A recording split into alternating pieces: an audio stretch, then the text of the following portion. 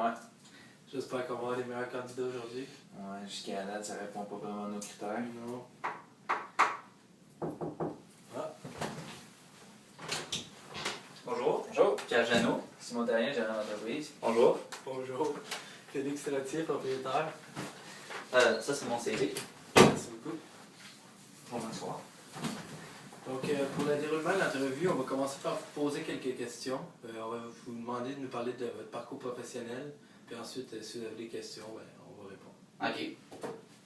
Et avez-vous eu le temps de profiter du beau temps ces derniers jours? Ah ouais, j'étais allé faire quelques sorties avec mes amis là, au lac Lemay, là, bien tranquille. Du barbecue. Ah, Tant mieux, il faut en profiter. Ouais, ouais. tant que c'est là. Ouais. Donc, je vais commencer. Avez-vous déjà eu à faire face avec un client en colère lors de vos derniers emplois? Comme je disais sur mon CV, moi j'ai vraiment eu des stages, mais c'est vrai que j'ai dû entrer en contact avec des clients.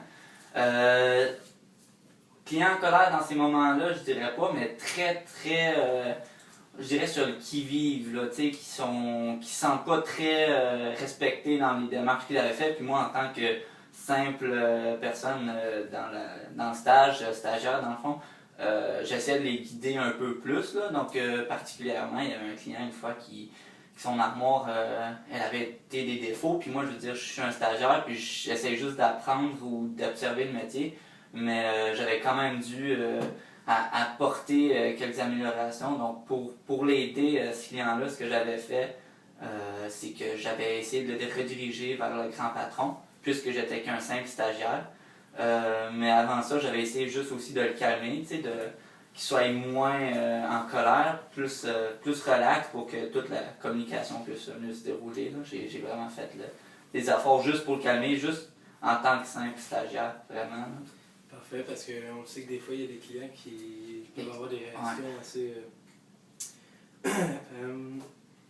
Est-ce que ça vous est déjà arrivé qu'un employé décide de ne pas rentrer sans appeler?